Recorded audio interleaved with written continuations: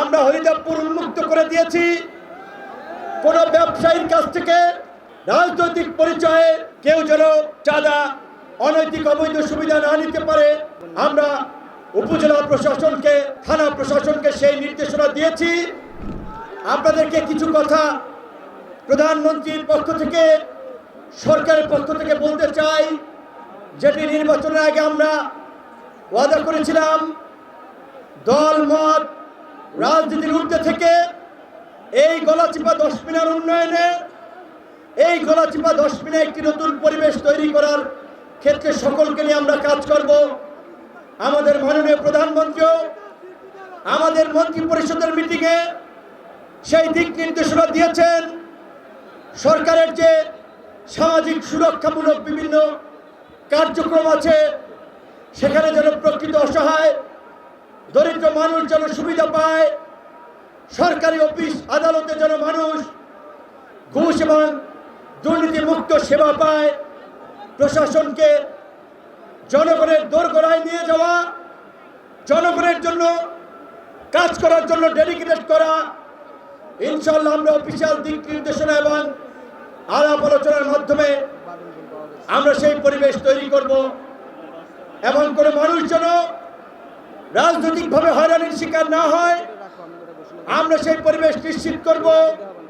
আমাদের নির্বাচনী কমিটমেন্ট অনুযায়ী ওই চরের জমিতে যেন কেউ জোর জবরদস্তি করে দখল করতে না পারে, কৃষকরা যেন তার মালিক হয়। হাট বাজার, লঞ্চ ঘাট, খেয়া ঘাটে মানুষকে জিম্মি করে যেন অতিরিক্ত টাকা আদায় করতে না পারে। আপনারা দেখেছেন ওই আমখোলার তরমুজের ঘাট আমরা হরিদাপুর উন্মুক্ত করে দিয়েছি। কোন ব্যবসায়ীর কাছ থেকে রাজনৈতিক পরিচয়ে কেউ যেন চাঁদা, অনৈতিক অবৈধ সুবিধা না নিতে পারে। আমরা উপজেলা প্রশাসনকে, থানা প্রশাসনকে সেই নির্দেশনা দিয়েছি। প্রধানমন্ত্রীর অভিপ্রায় অনুযায়ী মাদক এবং জুয়ার বিরুদ্ধে প্রধানমন্ত্রী প্রশাসন এবং জনপ্রতিনিধিদেরকে কঠোর পদক্ষেপ নেওয়ার নির্দেশ দিয়েছেন। আমরাও জেলা উপজেলা প্রশাসনের সাথে সমন্বয় করে মাদকের বিরুদ্ধে শক্ত পদক্ষেপ নিতে চাই। আমাদের এলাকার কোনো যুবক এবং তরুণরা যেন বেকার না থাকে, তাদেরকে কিভাবে কর্মে যুক্ত করা যায় সেই পদক্ষেপ পরিকল্পনা নিয়ে আমরা আগাবো। আমরা আজকের এই ইফতার প্রোগ্রাম থেকে আল্লাহর শুকরিয়া আদায় করি। আমরা যে কমিটমেন্টগুলো করেছি, আল্লাহ পাক যেন এগুলো পূরণ করে আমাদেরকে তৌফিক দেয়। এই গলাচিপা 10 মিনায় যেন আল্লাহর খাস রহমত নাজিল করে আমরা যেন মিলেমিশে বসবাস করতে পারি।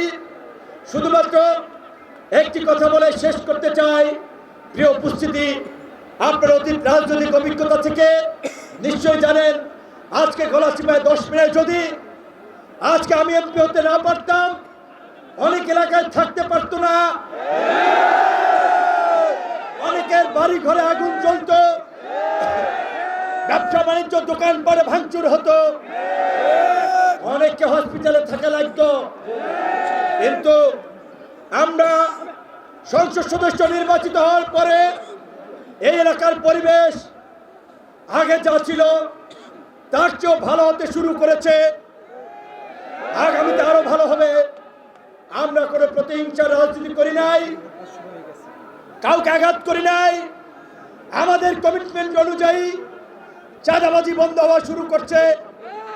ওই হরিদাপুর আমখোলা তরমুজের ঘাটে সেটা দেখতে পাচ্ছেন, ব্রিজের কাজ শুরু হয়েছে, আরো অন্যান্য কার্যক্রম ইনশাল্লাহ শুরু হবে। আমরা কোনো প্রতিহিংসার রাজনীতি নয়, আমরা ঐক্যের রাজনীতি, সম্প্রীতির রাজনীতি, উন্নয়নের রাজনীতি করতে চাই।